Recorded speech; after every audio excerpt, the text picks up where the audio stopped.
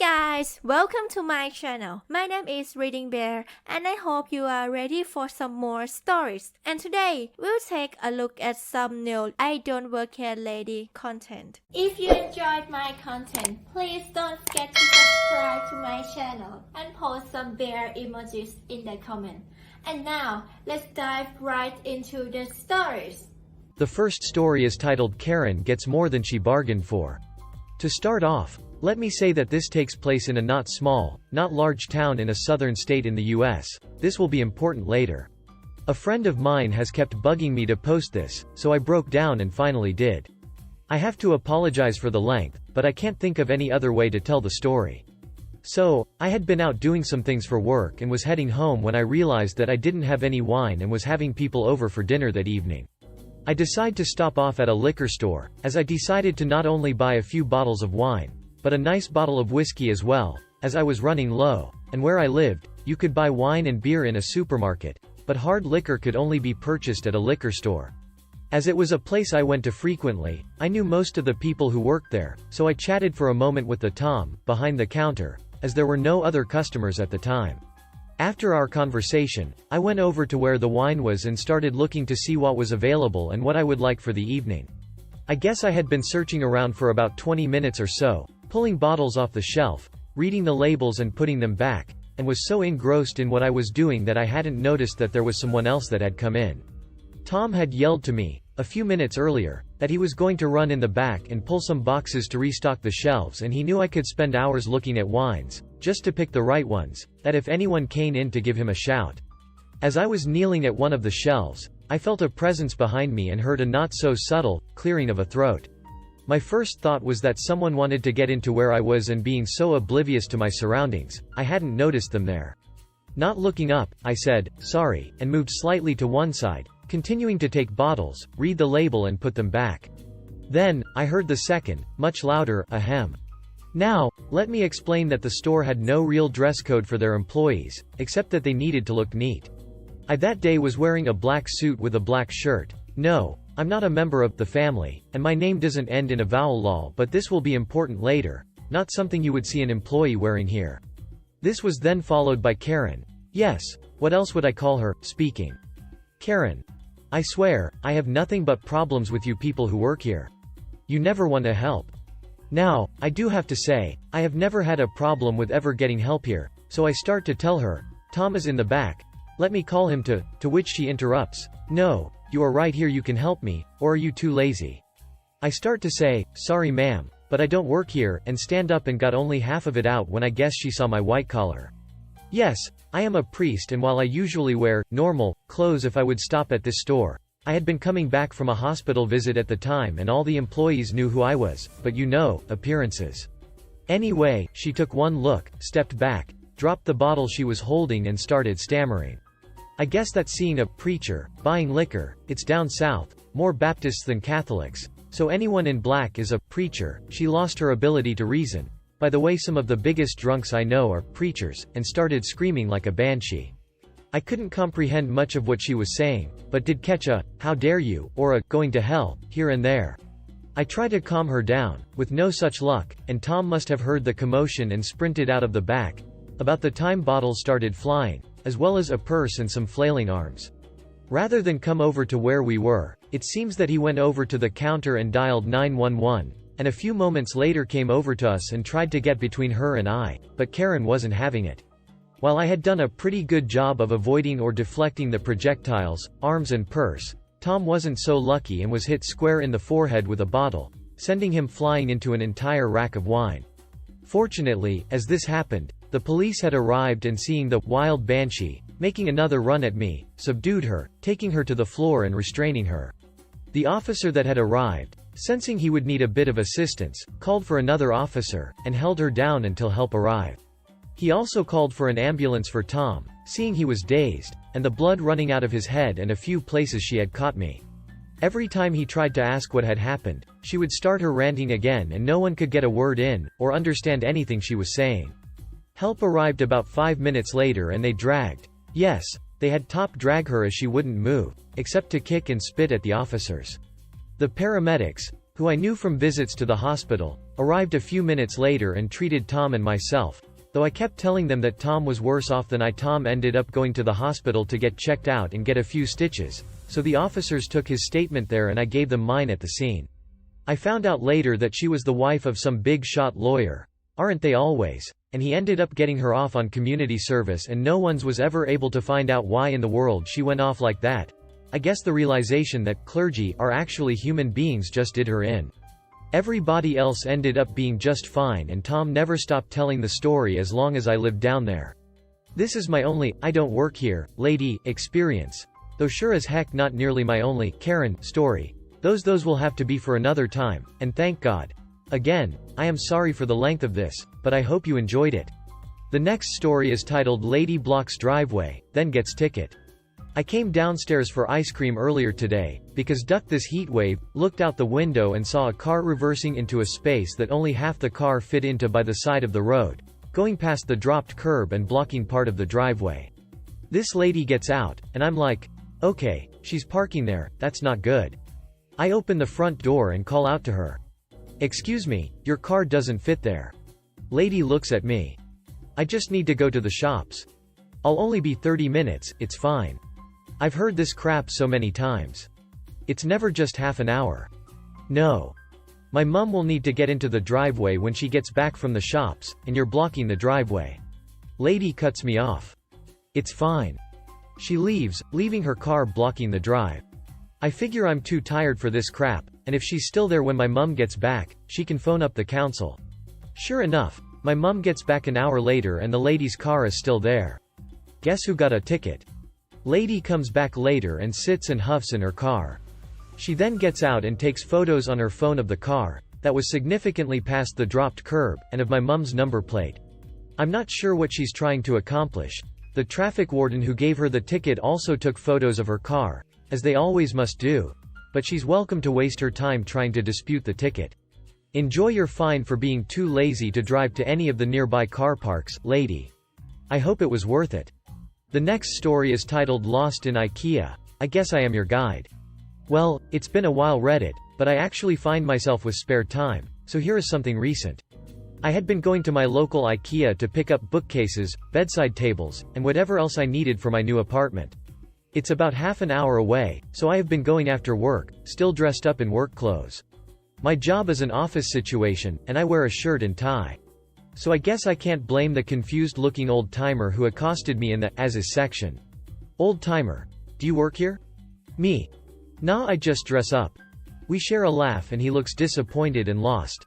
I guess years of retail work have me broken in, because I then continued. Me. I can try to help if you like, what's up? The old man looks thankful as he pleads. Old-timer. How the heck do you get out of here? I'm not sure why, but in my absurd mind I like to imagine that old-timer might have been a young man when he first entered the store, and that he had been subsisting on meatballs and sleeping on display sofas as he wandered endlessly. He was so close to the exit, of course I had to help him escape this Swedish purgatory. Me. Oh yeah, I can help. Follow me. I politely walked him to the exit. He thanked me and was on his way, into a world much different than the one he knew when he first ventured into IKEA. Sadly they did not have the Billy bookcase I wanted. So I got the Calyx ones. But at least I did a good deed and used my weird middle management vibes for good, and not for evil. If you are out there old-timer, I wish you well, not as an employee, but just as a helpful human. The next story is titled I Don't Work Here, But I Totally Could. So, this doesn't have any toxic Karens or anything like that, but was an honestly understandable mistake made by almost everyone except for my family I was with at the time. I've been debating for the last few weeks whether to post this, but I found it kinda funny. I apologize for any weird formatting, I'm on mobile. So, I work at a major warehouse store that likes to give out samples, and on this particular Saturday I got out at 3 and was meeting my stepmom, SM, and stepsister, SS, for lunch nearby afterwards at a pretty good Mexican restaurant. This restaurant had a small indoor dining room and an outdoor patio. I walk into the restaurant looking for my family as they already have a table, and am greeted by a startled and confused-looking waitress staring at me. Let's call her W. Me.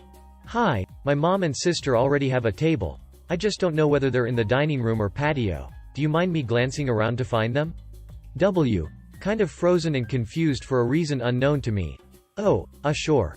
I look around the dining room and can't find them, so I turn to the waitress, still there, and tell her I'll go out to the patio to see if that's where their table is.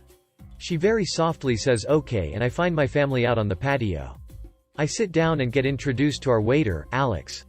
He's nice, funny, and we're getting along well. SM makes a joke that I could easily just grab one of the ordering tablets and start working, and we all laugh, including me.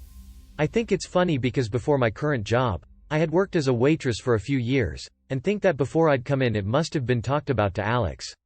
That's why it was funny, right? Right? Well. The meal is going well. Mine was very much a finger food, so my hands are dirty and I need to wash them.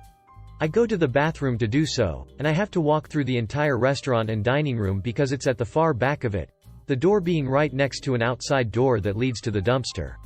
On the way there, I'm noticing some confused glances and stares from a group or servers by the kitchen as I pass by, and I meet Alex with a trash bag on his way to the outside door, which is the only reason I even noticed that door there next to the bathroom door in the first place. We joke about meeting on the way there, something like, "Fancy meeting you here, long time no see." He's also walking behind me until I reach the bathroom door and he goes outside.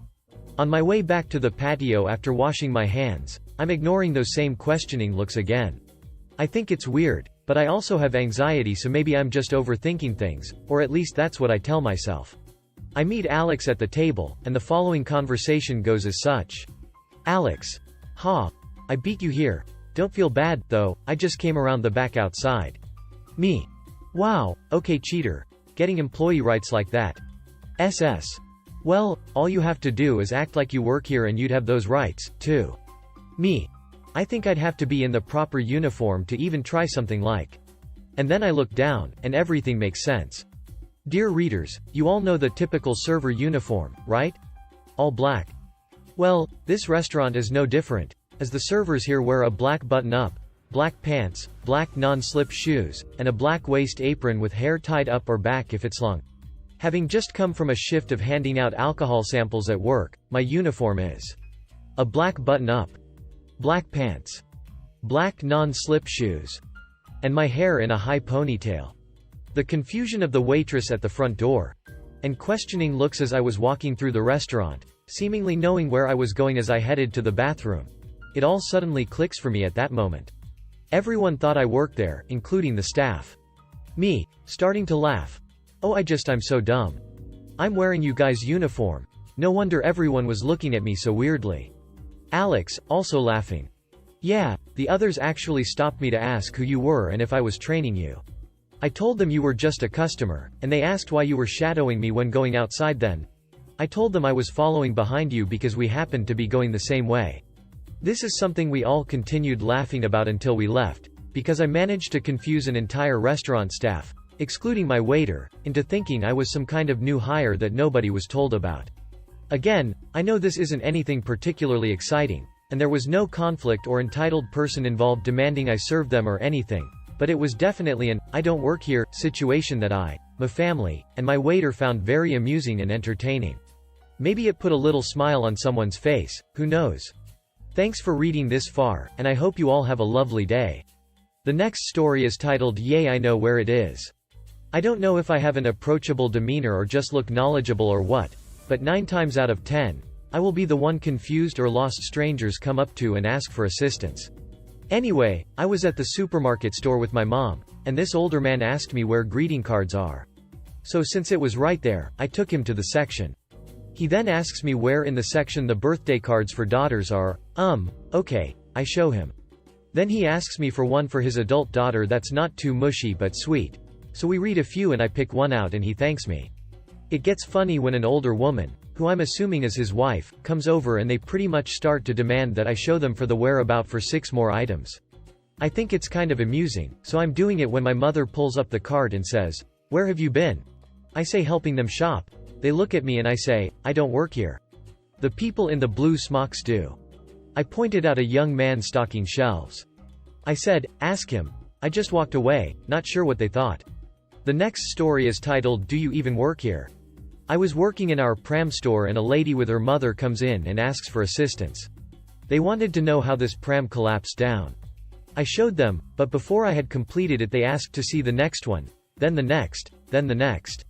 It seemed they were not really interested in a purchase but were enjoying seeing how fast I could close and open the prams. I had been demonstrating for around 10 minutes when I stopped and asked them if it was a certain size they were after, and they said they just wanted to see how they all fold down, although they had not watched even one through its complete process. They then started on the next row, both asking for different prams to be shown. Instead of showing them, I just told them that those prams have the same folding mechanism as a couple of the others I had already demonstrated. This is when they got outright rude. They started having a loud conversation about how I probably had no idea how to fold the prams and how impossible it was to get good workers and how the shop should not put salespeople on who don't know what they are doing. I own the business.